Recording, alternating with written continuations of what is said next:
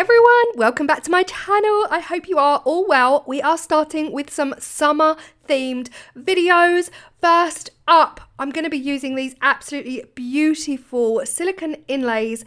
These inlays were sent to me by Red Hot Molds on Etsy. Of course, that is Resin Ace on YouTube. They are gorgeous Ammonite inlays. And now they're not going to be necessarily kept as smooth as they look, but I've got a plan. Everything's going to be linked below, the inlays and this mold. This is the elongated druzy edge mold by Moulds and Shapes. Your code of course is below, but guys, check out their Instagram. They're running a brand new Christmas mold sale this weekend alone, weekend of the 12th of July. So head on over to Moulds and Shapes and check it out. We are going for rustic, beachy, textured, beautiful results, fully inspired by Sandra Rettich. Now, she did something very similar to this using sand. I've bought some sand from Amazon. This is aquarium sand, like so much cheaper than craft sand or play sand or anything like that. Oh my goodness me, game changer. I've got two completely different shades. So like I was saying, this was inspired by Sandra Rettich. Sandra took part in the summer collaboration and made the most beautiful tray, and I knew I had to try it. Now I've got two different color sands. I've got a darker and a lighter. The darker one came in a huge bag, so I had to do that off camera, but I've got some in these cups. How gorgeous do these look? The one on the left, the lighter one, is a quartz sand. It is stunning. Okay, clean the mold. First up, we're going to clean the mold and we're going to clean the silicone inlays, because these inlays need to go into the mold before we pour. The other thing I didn't mention is I am using a Jesmonite AC100 in this video today. You can use any eco pouring medium that you have. It should work a dream no matter what you use. But again, I'm just using Jesmonite AC100. It's what I have to hand and it's easy, and I know I'm going to get the results with the marbling that I truly, truly love. So Ammonite inlays are going down. Now, if you're wondering what I'm going to be doing with the sand, I'm going to use that for the texture. So we're going beachy, we're going all of the things, but also the sand is going to act as a blocker for the Jesmonite AC100. I don't necessarily want this absolutely stunning druzy edge from this mold to be seen all the way around. Like, I want it to look broken. I want it to look crumbling, like someone's digging into sand or rocks to carve out these ammonites. And the sand is going to act as a blocker, but also the Jesmonite AC100 is going to soak some of it up. We're going to get some debris. This is messy, but it's worth it. So we've got 4 Ammonite inlays in here. Now, we know we always have to go with odd numbers when we are creating, right? It's like a rule of thumb. So there is going to be a 5th Ammonite, but that's going to be put into the tray after demold. Now it's time for the sand. I really didn't have a plan here. I was just pouring some sand into the druzy edge where I want chunks out of it. I literally want chunks out of the druzy edge. I don't want it to be uniform and neat and smooth and all of those things. We're going for textured, rough, rustic, rocky aesthetic. I hope that makes sense. So yeah, some of the dark sand, some of the light sand. Again, no rhyme or reason, no rules. I just went for it. I just was eyeballing it, thinking I'll put a bit there, put a bit there. The Ammonite on the right hand side of the screen is hanging off of the edge, but I've built the sand up underneath it. So that's, I'm really at this point interested to see what that's going to look like. This is what we're looking like at this point. Now, hindsight is a wonderful thing. I wish I added more sand. Stunning results, guys, but I wish I added more sand. Now, when we flip it out and we demold, I want an Ammonite to be standing out. And that is going to go in this gap. So I've left a gap, but I also want the Ammonite to have some texture in there as well. So just a little bit of sand being sprinkled into that Ammonite, a little bit of dark and a little bit of light as well, just making sure that that's in there before I then pour some Jesmonite into this one as well. So we're pouring this Ammonite at the exact same time that we're going to pour the main tray. Yeah, I was literally just hoping for the best at this point.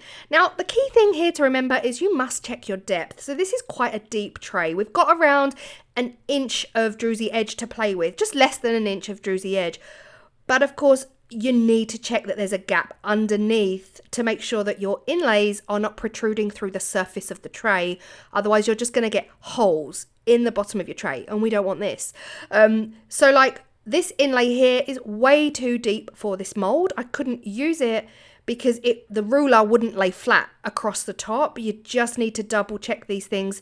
These inlays are quite shallow, but some of them are too deep for the mold. Now at this point I thought, do I add some gold? Like, why wouldn't I at this point? Because you guys could do what you want, and we could do what we want. So I thought, do you know what? Let me add the teeniest tiny slivers, just a little kiss of gold. I had the fan on me because my craft room was super, super hot. And every time I went to lay down some of the foil, the fan was like blowing it all around. So it took me quite a while to get the teeniest, tiniest, little intricate pieces of gold foil stuck down to the tray. We don't want too much. What we want is a beachy sand, yes, but we also want a little bit of sparkle. We want a little bit of something in there just to catch your eye and think, wow, there's gold on this beach. So yeah, just teeny tiny slivers all the way around. Not necessarily more than, say, 2, 3, 4 mil across. And yeah, that was pretty much it. Once I was done laying all of this down and pressing it down, probably should have done this before adding sand, because of course the sand is going to block it from sticking to the actual mold. But you can see the size here, teeny tiny pieces. I'll give you a close-up at this point. I'm in love, guys. I'm absolutely in love. But like I said earlier in the video, I wish I added a bit more sand. There was room for more texture, would you believe? So yeah, really, really happy so far. Intrigued to find out if this Ammonite will even come out or whether it will get stuck in there. But yeah, this is what we're looking like. And it was definitely a trust the process, because I trust Sandra Rettich. You know, her video came out so beautiful. At this point, I'm not happy with the smooth surface. I don't want this surface to be as smooth as it is. So I decided just to go in with a sprinkling, like a all over, really, really small sprinkling of the lightest possible color sand, and I figured this would give me even more potholes, even more chunks, even more of a textured surface, because that was definitely, oh gosh, I was dreaming of this tray ever since I watched Sandra's video. Next up was color choices. Now I have a ton of colors from Hemway Design Co. Again, there is a code below for you guys. There's a code below for molds and shapes. There's a code for the Hemway Design Co. And I will leave the link for the Ammonite inlays. There's no code for that. Oh, look, code and code. I decided to use the actual Jesmonite pigment this time around. Hemway Design Co. are stunning, but the Jesmonite pigment in code is the most beachy sandy colour, but I also decided to add in some of the autumn bark from Hemway Design Co. Now this was just a guesstimate. I poured 248 grams of Jesmonite AC100 liquid, then I multiplied that by 2.5 to put my powder in, and I didn't play around with the measurements. I measured exact. I don't want anything to go wrong, so I tend to measure exact when it comes to eco pouring mediums. So a really, really strong whisk, and I do also sieve my powder in to make it super smooth. Adding some of the code. Now, guys, this color, I can't tell you. I can't explain how I feel about this color. Like, it's, when I first started Jesmonite a few years ago, it was my absolute favorite color, and then they discontinued it, and then they brought it back, so hopefully it's back to stay. But just adding until I'm happy with the color. At this point I thought, oh, look at that marble. Look at that marble. How gorgeous is that? So I did decide at this point we are going to go with a very, very, very simple, faint marble. We're not going too wild with the marble because I want the Ammonites to be the main star of the show. We're just gonna go light marble, you know, just a little bit. That is as much as I'm going to stir it. Just don't want it to be one completely set color. So at this point, I'm happy. I'm going to tap out the whisk. And guys, I can't lie. Apologies to Hemway Design Co. It was only at this point I realised I hadn't added in any of the autumn bark to add a bit more of a darker depth. But yeah, I'm so sorry. We're just using the code from Jesmonite at this point, and then it's time to pour. So I am actually pouring from quite high up off my table. I don't usually, but I am on this day because I really want it to hit the tray with some force. I want it to get down and around those ammonites. I want it to really, really hit the sand and get that sand embedded and in there, you know. I pretty much guesstimated almost perfectly. I still had some leftovers.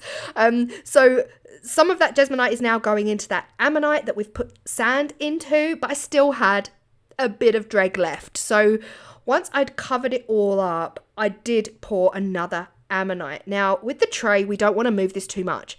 I'm lifting it all the way up and letting it fall down to the desk. That is as much as I'm doing. A little bit of a tap to the side. But you really do not want to play around with the mould at this point. You don't want to lift the edges up, you know, slap it, bash it, whack it, do all of the things that we normally do. Because of course I've got those inlays in there and I don't want to dislodge those. That was my biggest fear, that I would dislodge an inlay and it would just, like, you know, I'd have to really, really dig it out. But at this point, I'm really happy. I was worried about the big inlay showing, but it doesn't show now. So I'm really quite happy about this.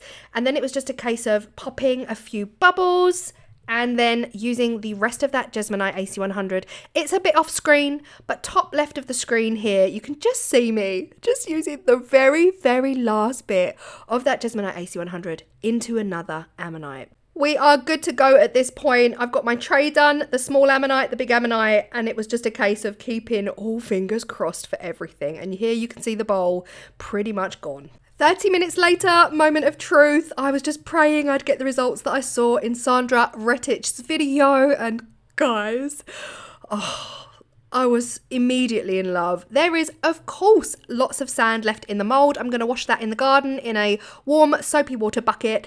I don't want sand going down my drains. But yeah, I'm just using a brush here. Now, sadly, the brush was dirty. It had mica powder in it. You can see how the mica powder clung to that first inlay. Hilarious. It didn't stick to the Jesmonite though, so I was happy to continue. I can always clean the inlays. This was me like, what's going on? What happened? And then I realised there was still some mica powder in the brush. So clean your brushes, guys. Don't be like me.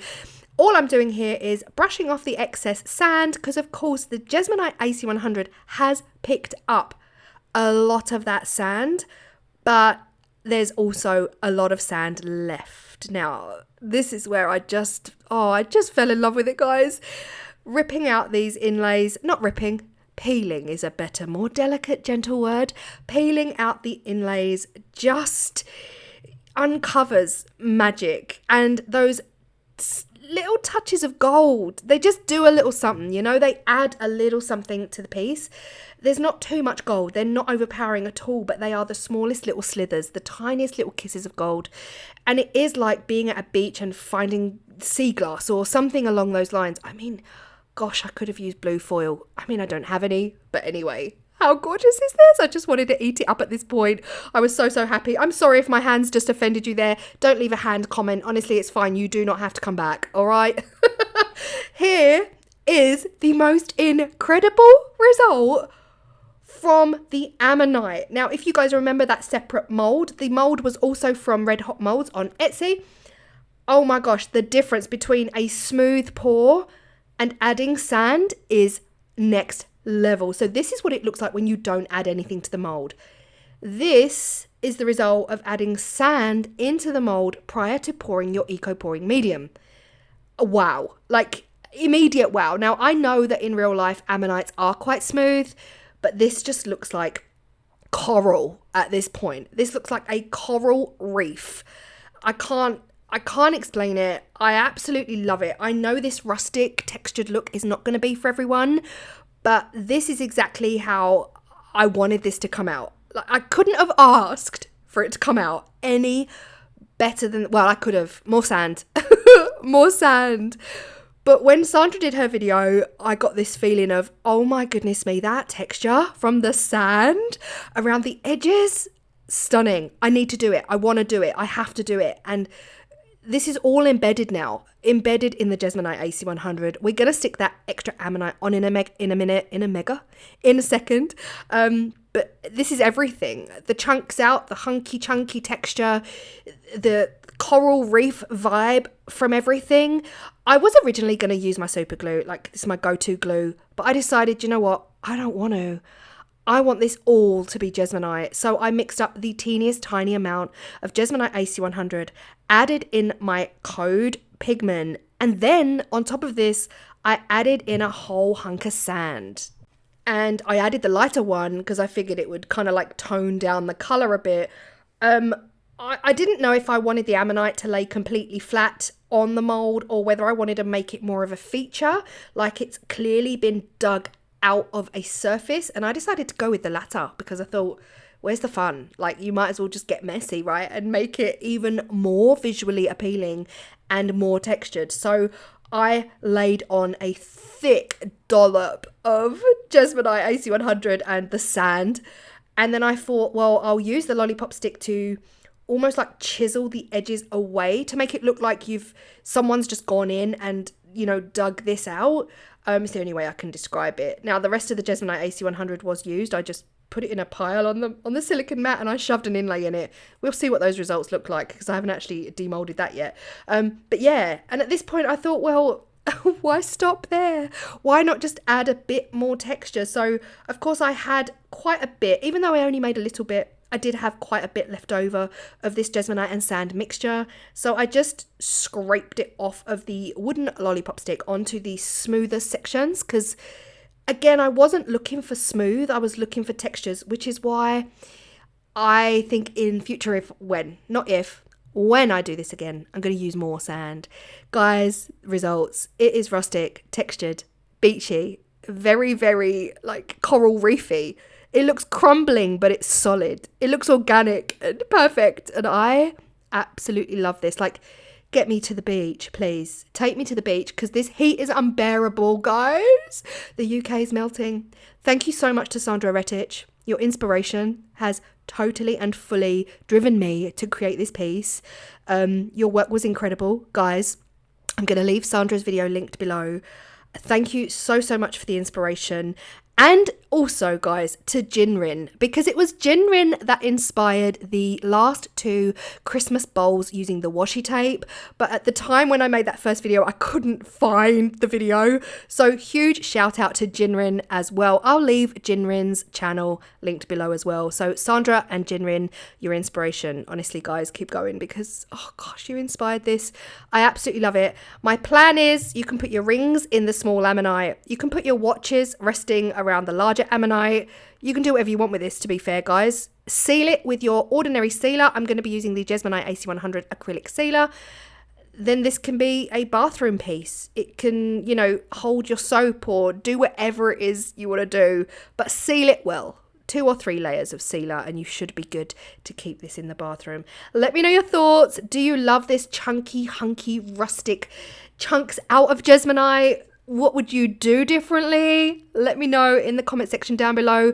Hope you feel inspired and I will see you all in the next video. Bye.